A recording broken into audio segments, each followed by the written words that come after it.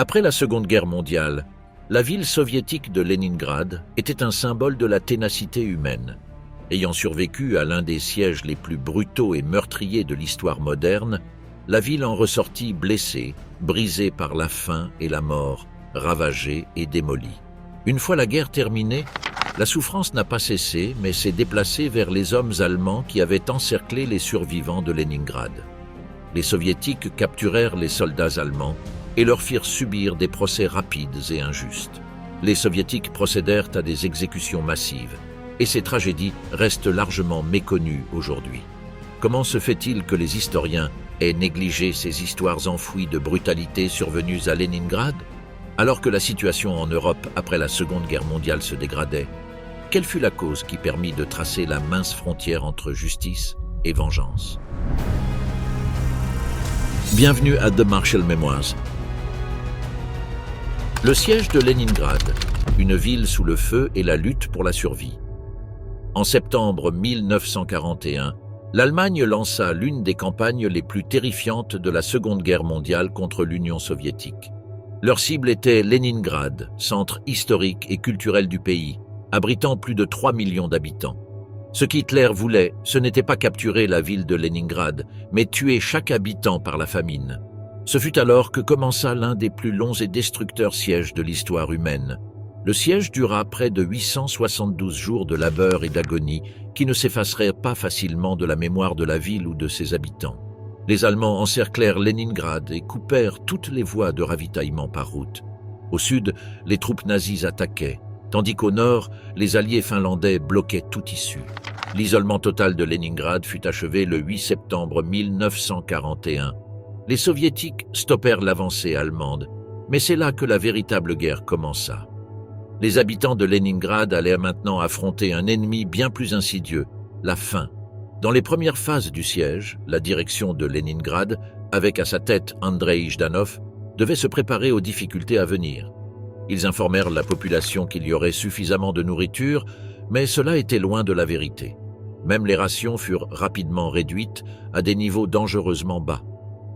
En hiver 1941, un ouvrier d'usine recevait seulement 250 grammes de pain par jour, une ration maigre.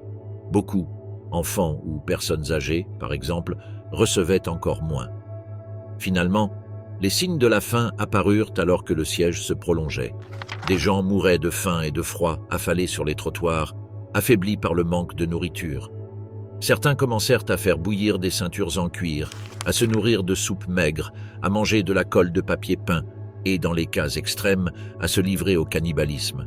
Le pain de la blocus de Leningrad, un horrible mélange de farine, de sciure de bois et d'autres éléments, devint une victoire triste dans leur combat quotidien pour la survie. Malgré cela, la population de Leningrad fit preuve d'une souffrance inimaginable, sans jamais céder. Elle affronta les bombardements et les tirs d'obus alors que les Allemands commençaient à attaquer délibérément et systématiquement les civils. De grandes portions de la ville furent rasées. Même les hôpitaux, les écoles, les maisons et les bâtiments importants ne furent pas épargnés par cette furie. L'hiver, avec ses températures descendant sous le point de congélation, créa une situation terrifiante de pertes humaines massives. Chacun à Leningrad recevait sa part de pain, mais cette ration ne suffisait guère à les maintenir en vie, et beaucoup, incapables de tenir jusqu'au lendemain, mouraient de faim. Les rues étaient jonchées de cadavres gelés. La seule source d'approvisionnement se trouvait à l'est de la ville assiégée. C'était le lac Ladoga. Pendant l'été, des bateaux apportèrent de la nourriture et des provisions aux affamés. En hiver, le lac devint la route de la vie, une bande de glace étroite et dangereuse, où des camions transportaient des fournitures essentielles. Cependant, cela ne suffisait toujours pas. Bien que de nombreux camions aient atteint le front, les avions allemands les détruisaient ou les eaux glacées les faisaient chavirer dans le lac. Les citoyens de Leningrad ont souffert de la faim, du froid et des bombardements pendant environ 2 ans et demi au cours du siège. Le blocus ne fut levé que grâce à une avancée soviétique significative, le 27 janvier 1944. La percée des forces soviétiques depuis Leningrad et le tournant du front de l'Est. Un événement majeur de la Seconde Guerre mondiale sur le front de l'Est fut la percée après le siège de près de 2 ans de Leningrad, en janvier 1944. Après avoir souffert pendant 872 jours sous le siège imposé par la Wehrmacht allemande et leurs alliés finlandais, l'Union soviétique lança une vaste opération militaire visant à libérer la ville et à forcer les Allemands à battre en retraite. Cette percée réussie marqua ainsi la résilience, l'unité dans la coordination et la puissance de feu des forces militaires soviétiques.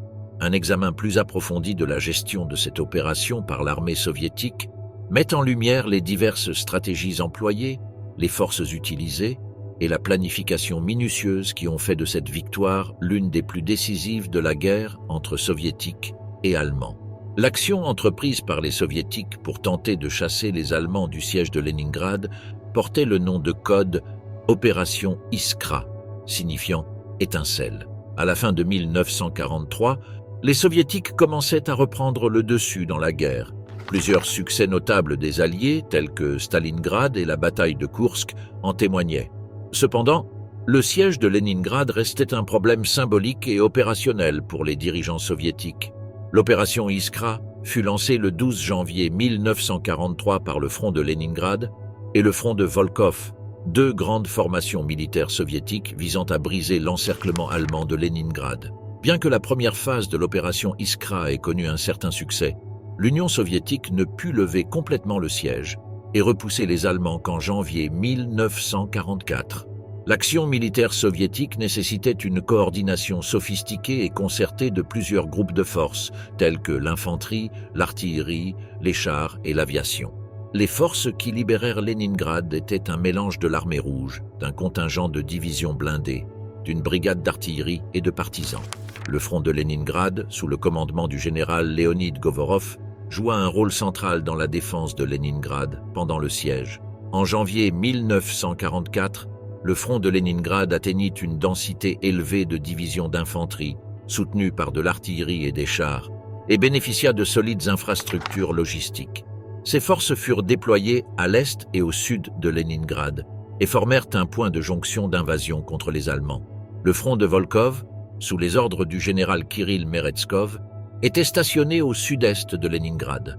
Ce front, impliqué dans des tentatives de levée du blocus de Leningrad depuis janvier 1942, fut crucial dans cette mission. Ces forces avancèrent depuis le sud-est et, avec le front de Leningrad, lancèrent l'assaut et submergèrent les Allemands. Créé en 1943, le deuxième front de la Baltique faisait partie de la stratégie générale soviétique visant à exterminer les soldats allemands de toute la région entourant Leningrad. Commandé par le général Andreï Yeremenko, ce front lança une attaque contre les Allemands au sud du lac Ladoga pour encercler leurs voies de ravitaillement et de renfort.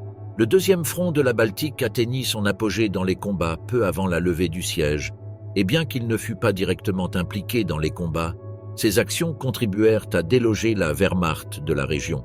L'une des forces motrices de la percée soviétique était l'armement blindé, en particulier les divisions de chars et les chars T-34. Parmi tous les chars soviétiques de la Seconde Guerre mondiale, le T-34 était principalement utilisé pour percer les couches épaisses de la défense allemande, que ce soit en termes de construction, de terrain ou d'armement.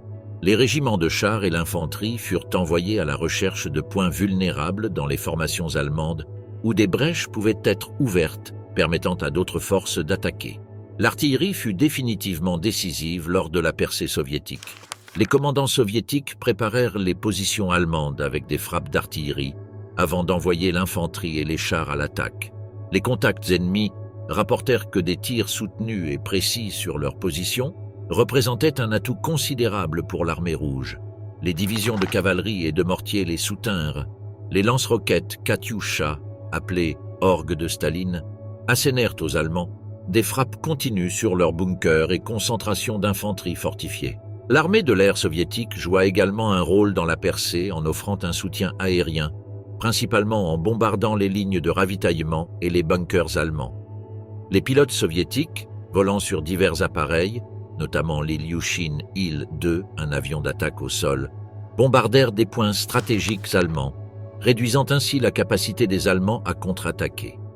Cela affaiblit la Luftwaffe et réduisit sa capacité à réagir rapidement, permettant à l'armée rouge d'avancer avec confiance, sachant que les Allemands mettraient du temps à acheminer leurs approvisionnements et à renforcer leurs troupes encerclées. Les partisans, attaquant les Allemands par l'arrière, jouèrent un rôle essentiel dans le démantèlement des lignes d'approvisionnement, des communications et des renforts allemands.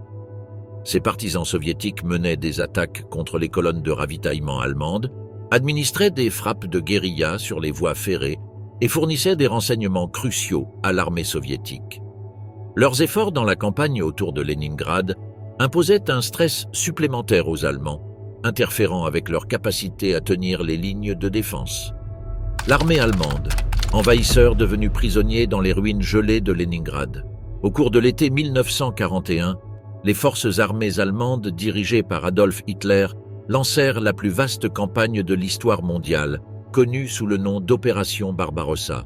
Environ 3 millions de forces de l'Axe franchirent les frontières soviétiques et la Wehrmacht pensait que l'issue de la guerre serait en leur faveur.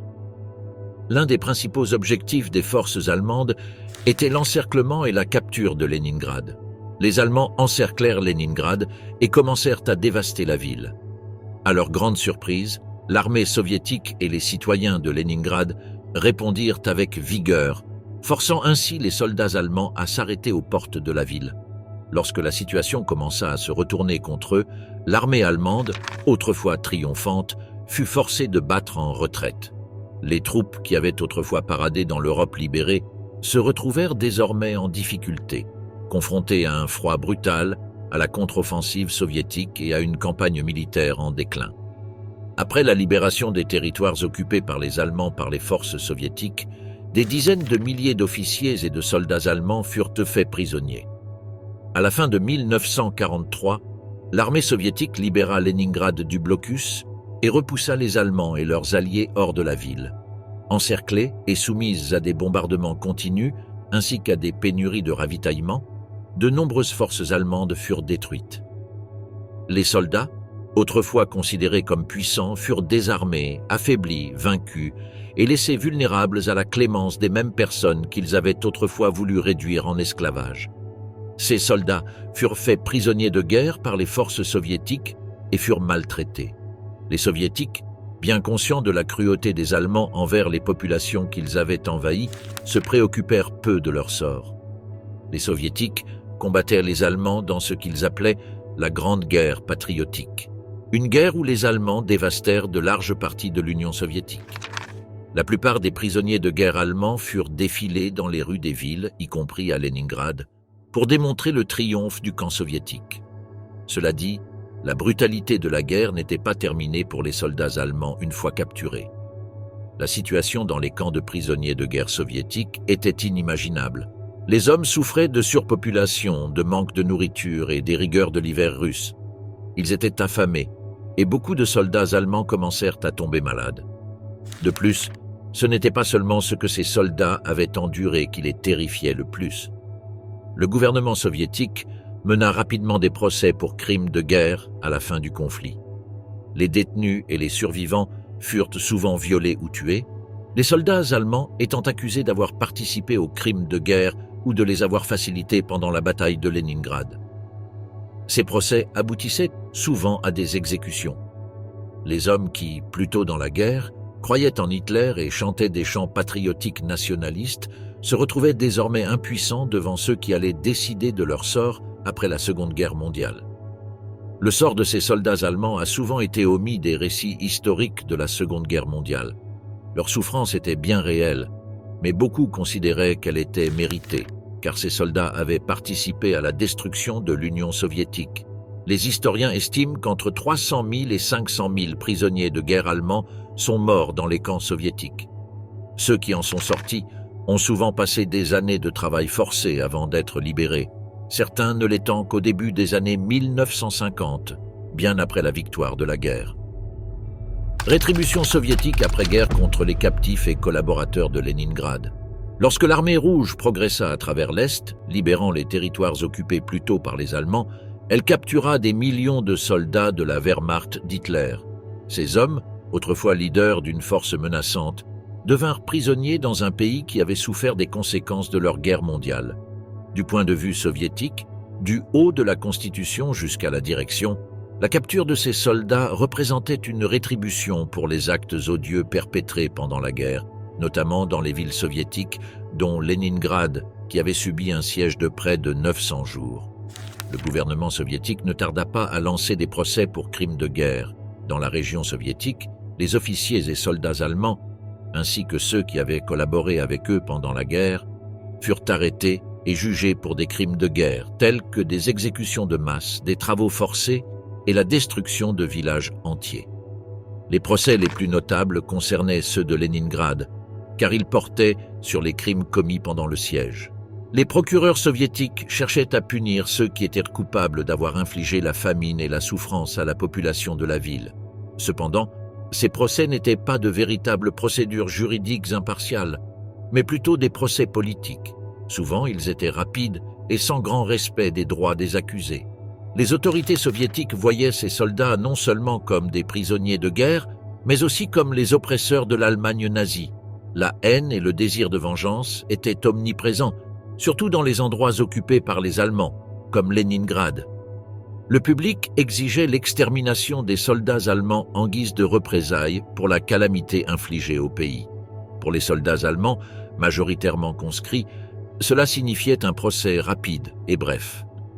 Certains furent condamnés à de longues peines d'emprisonnement dans des camps de travail forcés soviétiques, tandis que d'autres furent exécutés. Ces exécutions, menées en secret, avaient pour but d'envoyer un message clair au peuple allemand. Les soviétiques n'avaient pas oublié les atrocités commises pendant la guerre, et ceux qui les avaient perpétrées seraient punis. Des piles de soldats d'Hitler, exécutés d'une balle dans le dos, furent enterrés dans des fosses communes sans marquage. Cependant, la vengeance ne se limitait pas aux tribunaux. De nombreux travailleurs forcés furent capturés en Allemagne et utilisés en Union soviétique pendant la guerre. Des millions de soldats furent transportés dans des camps de travail soviétiques dans l'espoir de meilleures conditions de vie et de nourriture, tout en aidant à reconstruire l'économie soviétique. Pour beaucoup de ces prisonniers, la captivité dura des années. Certains ne purent retourner en Allemagne qu'au début des années 1950.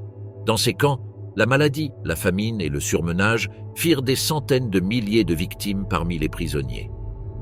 Les tribunaux soviétiques et le sort des officiers allemands, justice ou vengeance. Après la Seconde Guerre mondiale, l'Union soviétique était victorieuse, mais gravement endommagée. La nation avait sacrifié énormément pour survivre. Plus de 27 millions de soviétiques étaient morts, des villes avaient été décimées, et l'Union soviétique portait les cicatrices profondes de la guerre. Parmi les régions les plus touchées figurait la ville de Leningrad, qui avait souffert des effets du siège de 872 jours imposé par les nazis. Ce siège avait causé la perte d'environ 1 million de civils, principalement en raison de la famine et des bombardements. Après la guerre, la société soviétique exprimait clairement son désir de punir les crimes commis. Cependant, alors que les procès de Leningrad se déroulaient, une question surgit. Était-ce vraiment de la justice ou de la vengeance ? À la fin de 1944 et au début de 1945, les autorités soviétiques lancèrent plusieurs procès pour juger les crimes de guerre des officiers et soldats allemands. Ces procès se concentraient principalement sur les violences commises contre les civils et sur les politiques de famine imposées par l'armée allemande dans plusieurs villes soviétiques. Les procès de Leningrad furent parmi les plus médiatisés, car ils concernaient une ville qui avait tant souffert.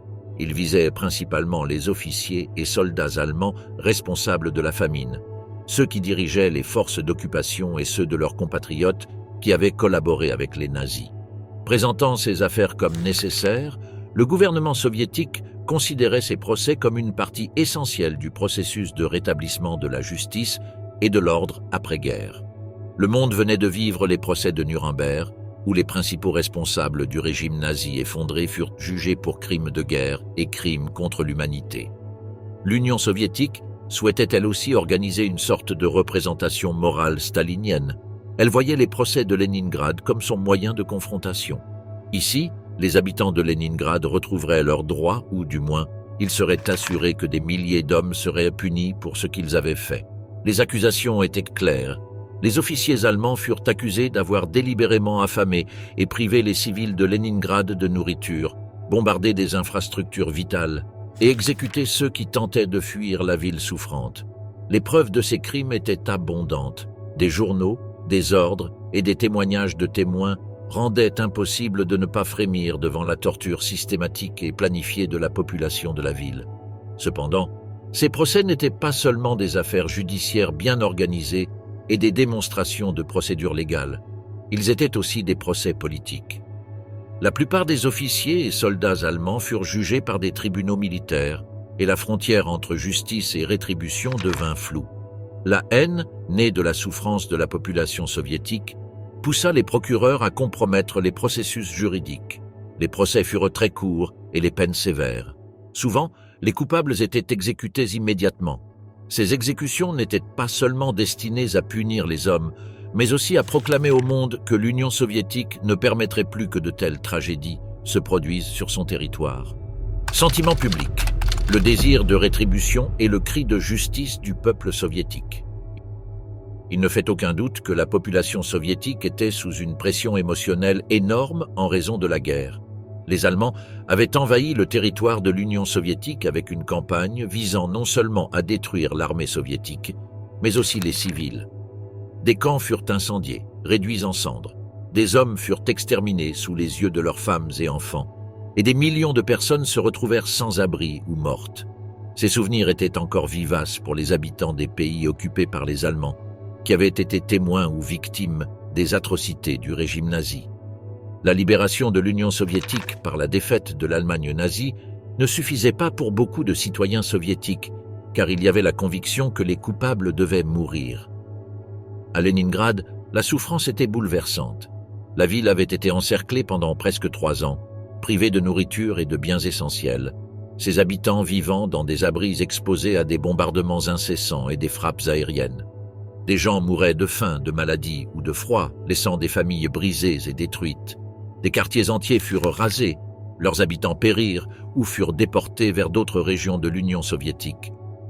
Ceux qui survécurent durent se contenter de portions de nourriture insuffisantes, vivant uniquement grâce à leur instinct de survie. Lorsque des soldats allemands furent capturés ou se rendirent dans les derniers jours de la guerre, ils ne bénéficiaient pas des protections du droit international. Pour les soviétiques, ces hommes étaient des bourreaux responsables d'une douleur incommensurable. La plupart des soviétiques les voyaient comme des tueurs et non des combattants. Le public exigeait une répression rapide et intense. Dans tous les États soviétiques, des réunions furent organisées pour réclamer justice pour ceux qui avaient péri pendant la guerre. Le gouvernement, conscient de l'amertume et de la souffrance de la population, organisa des procès pour criminels de guerre, qui ne visaient pas uniquement à punir, mais aussi à satisfaire un désir de vengeance. Les crimes avaient eu lieu pendant le siège, et même aujourd'hui, la ville ne s'en est pas complètement remise, mais ces procès étaient une tentative de clore ce chapitre pour les survivants. D'autres officiers et soldats allemands impliqués dans le siège furent jugés pour meurtres légaux ou crimes contre l'humanité, la plupart ayant délibérément affamé des civils non militaires. Les procès furent rapides et de nombreux verdicts aboutirent à une peine de mort. Les procès étaient publics, renforçant l'idée de justice au nom de la population soviétique. Pour beaucoup, ces procès jouaient aussi un rôle cathartique, permettant de comprendre ce qui s'était passé et de finalement punir les coupables. Ce désir de vengeance écrasant n'était pas unique à l'Union soviétique. Partout en Europe, au début des années d'après-guerre, l'attitude des citoyens n'était pas celle du pardon, mais de la rétribution. Les habitants, notamment dans les régions occupées ou détruites par les forces nazies, exigeaient une justice rigoureuse, même si cela impliquait la violence. Les exécutions, une fin effroyable pour les responsables du siège de Leningrad. Environ 1 million de civils perdirent la vie pendant le siège, principalement en raison de la faim, du froid et des maladies. Face à une souffrance aussi insupportable, il n'est pas surprenant que le peuple soviétique ait réclamé vengeance. Le gouvernement soviétique n'hésita pas à répondre à cette demande de justice. Après la guerre, des procès de masse pour crimes de guerre commencèrent dans tous les territoires occupés de l'Union soviétique. Parmi les plus célèbres se trouvaient les procès de Leningrad, qui visaient à punir les coupables de la souffrance de la ville. Des dirigeants, d'autres officiers et des soldats allemands, ainsi que des ressortissants d'autres nations, furent jugés pour crimes de guerre liés à la guerre de siège, avec des accusations aggravées incluant la famine délibérée de la population, le génocide et les bombardements non provoqués de civils et d'autres innocents. Dans leur cas, Il était courant que les procès n'aient aucune signification pratique pour les prisonniers allemands. Les autorités soviétiques, voulant montrer à leur peuple qu'elles étaient capables de punir les coupables et de répondre à l'indignation publique, rendirent les procès rapides et impitoyables. Certains des plus hauts responsables furent condamnés et beaucoup furent exécutés par pendaison. Ces sentences furent appliquées avec une précision brutale. Pour les habitants de Leningrad, la souffrance passée nécessitait une rétribution sévère pour la trahison et la collaboration avec les Allemands responsables du siège. Ainsi, les exécutions furent considérées comme méritées et bien exécutées. Les exécutions elles-mêmes étaient des expériences macabres et effrayantes. Les prisonniers étaient transférés vers des lieux inconnus et fusillés sans être enterrés. Cela contrastait fortement avec les procès hautement médiatisés des dirigeants nazis à Nuremberg, où les accusés furent jugés devant un public mondial. Les soviétiques ne voyaient aucun intérêt à prolonger la vie de personnes qu'ils considéraient comme responsables de crimes odieux. Selon les croyances des dirigeants soviétiques, les Allemands ayant participé au siège de Leningrad ne méritaient pas d'être épargnés. Cependant, dans la plupart des cas, les activités des protagonistes n'étaient pas clairement distinguées de la punition légale. En effet, certains soldats exécutés avaient réellement participé aux actions du siège en combattant ou en appliquant les politiques de leur gouvernement. D'autres, moins chanceux, étaient de simples soldats qui suivaient les ordres de leurs supérieurs. Pour ces hommes, leur mort ne signifiait pas seulement la punition pour leurs propres crimes, mais pour tous les nazis dans leur ensemble. De nombreuses informations spécifiques sont perdues car certaines exécutions furent menées en secret. Des fosses communes de captifs allemands exécutés furent enfouies et leur emplacement reste parfois inconnu. Ces hommes disparurent de l'histoire, leurs histoires, comme tant d'autres sur le front de l'Est, effacées par la violence. Fosses communes, enterrer le passé dans les décombres de la destruction de Leningrad. Lorsque les troupes soviétiques commencèrent à libérer les territoires de Leningrad au début de 1944, l'ampleur de la destruction devint plus évidente. La ville était presque entièrement détruite et des centaines de milliers de personnes avaient péri. Conscients qu'ils devaient offrir une certaine dignité aux citoyens tués, les dirigeants locaux lancèrent une recherche des fosses communes disséminées dans toute la région. Des fouilles archéologiques mirent au jour les ossements des soldats et des civils morts de faim, sous les bombardements ou des suites de maladies. Ces fosses communes contenaient souvent les restes de familles entières et il en était ainsi dans la plupart des sites tant la guerre avait été implacable. La découverte de ces sites plaça l'accent politique sur les survivants qui durent accepter le fait qu'un génocide avait eu lieu. Le gouvernement soviétique, soucieux de commémorer les pertes en temps de guerre, commença à ériger des monuments et des mémoriaux dédiés aux victimes. Les fosses communes étaient associées aux croyances populaires, avec des éléments distincts liés au désir de vengeance contre les responsables des souffrances du peuple. Les dirigeants soviétiques comprirent que reconnaître ces fosses communes et les actes qui y étaient associés présentait un double avantage. Cela servait non seulement de rappel constant de la lutte contre les anciens ennemis, mais cela perpétuait également l'idée que ces personnes n'étaient pas mortes pour reposer en paix.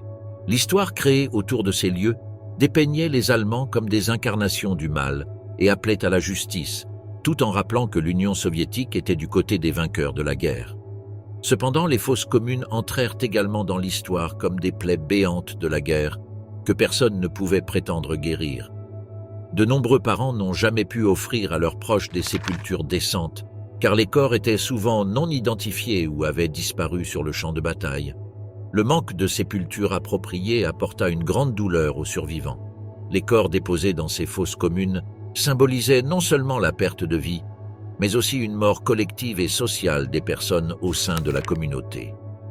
Beaucoup de travail a été accompli pour assurer l'identification et l'enterrement digne des squelettes dans ces fosses communes, non seulement à Leningrad, mais aussi dans l'ensemble du territoire de l'ex-Union soviétique. La génération actuelle d'archéologues et d'historiens a donc lutté pour localiser ces sites, utilisant des méthodes modernes pour prouver leur existence et leur rendre l'hommage qu'ils méritent. Ce processus n'est pas sans problème, car même des décennies après la guerre, ces souvenirs continuent de colorer les perceptions du passé. Soldats oubliés, pourquoi l'histoire des défenseurs de Leningrad a été enfouie dans l'histoire. Après la guerre, l'Union soviétique, profondément marquée par les pertes qu'elle avait subies, cherchait une forme de réconciliation. Avec des millions de citoyens disparus ou des villes en ruine, le gouvernement tenta d'imposer une histoire unique de la souffrance et de la ténacité soviétique. Cela était particulièrement vrai pour les soldats allemands capturés ou faits prisonniers. Les médias soviétiques présentaient la mort et la souffrance comme une expérience subie par l'ennemi et non comme un malheur humain partagé. Cela fut renforcé par un appareil de propagande vigoureux qui célébrait les protagonistes soviétiques tout en amputant les faits complexes de la guerre. De plus, dans le climat immédiat de l'après-guerre, une détermination presque fanatique à punir ceux considérés comme criminels de guerre prédominait. Les procès de Leningrad de 1946 en sont un exemple marquant. Tout officier ou soldat allemand impliqué dans des crimes de guerre était immédiatement jugé et, parfois, exécuté. Si ces actions furent cathartiques pour de nombreux citoyens soviétiques, elles empêchèrent souvent les accusés de se défendre ou de raconter leur histoire.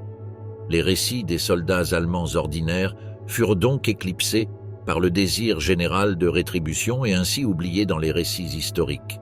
De plus, le contexte historique de la guerre froide contribua à obscurcir encore davantage l'histoire de ces soldats. À mesure que l'Union soviétique et l'Occident s'engageaient dans une lutte pour le pouvoir, la définition de la guerre évoluait. D'une guerre antifasciste à une guerre à la fois antifasciste et anticommuniste, et vice-versa. Ainsi, les récits des soldats, surtout ceux qui étaient du côté des vaincus, furent remplacés par une narration plus adaptée à l'époque. Pour de nombreux citoyens soviétiques, l'idée même de sympathiser avec l'ennemi semblait grotesque, étant donné la souffrance aiguë causée par la guerre.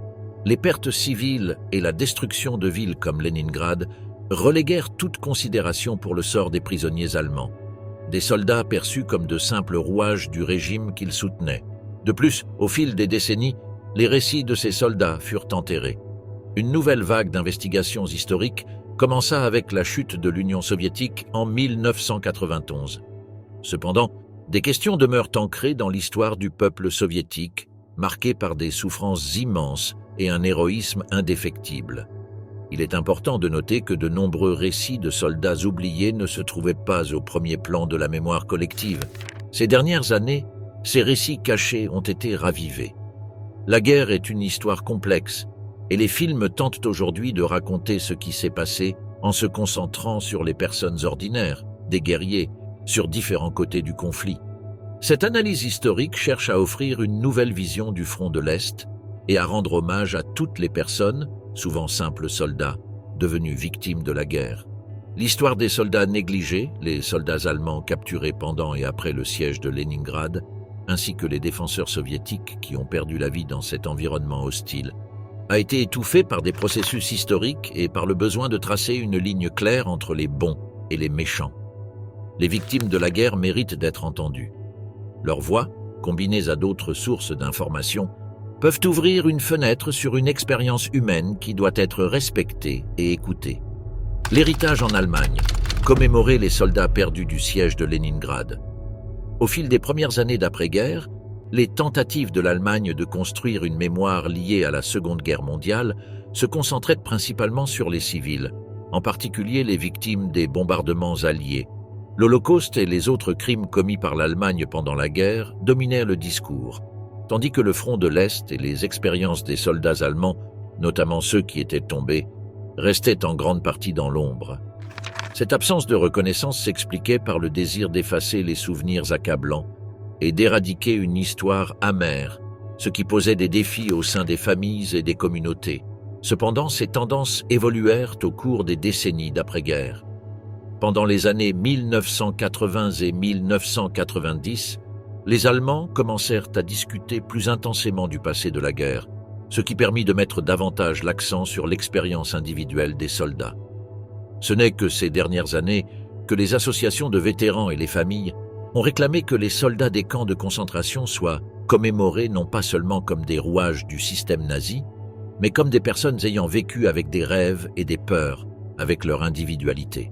Cela a ouvert la voie à une discussion plus large sur la manière de commémorer les soldats allemands, alors que la nation tentait de faire face aux conséquences des Première et Seconde Guerres mondiales. Un des résultats majeurs de ce mouvement fut la création de mémoriaux dédiés aux participants à la guerre. Ces monuments visaient également à rendre hommage à ceux qui avaient péri, tout en reconnaissant que leurs actions avaient eu des répercussions considérables. Par exemple, la Commission allemande des sépultures de guerre, fondée en 1919, opère encore aujourd'hui et aide à entretenir des lieux d'inhumation et des mémoriaux à travers l'Union européenne. Ces sites ont pour objectif de préserver la dignité de la guerre et d'éviter que les soldats allemands ne tombent dans l'oubli. Le mémorial le plus célèbre est sans doute le mémorial de guerre allemand à Berlin, un symbole de la puissance militaire de l'Allemagne, destiné à honorer ceux qui ont donné leur vie au cours des guerres.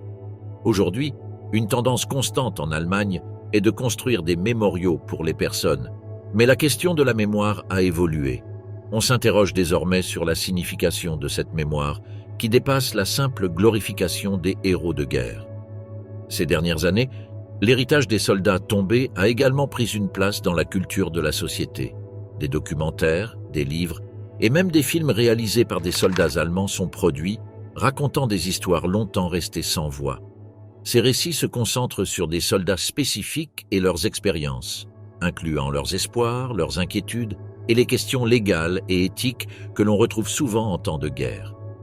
Par conséquent, créer de la sympathie dans les sociétés contemporaines permet d'humaniser ces figures, avec l'espoir de mieux comprendre les identités oubliées et de combler le fossé entre mémoire et responsabilité. Alors que les Allemands continuent de travailler sur les questions liées à leur passé national, le débat sur la manière de commémorer les disparus persiste. La difficulté réside dans la séparation de l'histoire d'un soldat en particulier et l'examen des nuances et conséquences de ses actions sur le champ de bataille. Le cas des histoires perdues des soldats allemands à Leningrad et la construction d'une narration autour de la chute de Leningrad illustrent une tendance à éradiquer les récits qui compliquent la version standard utilisée pour représenter une notion spécifique.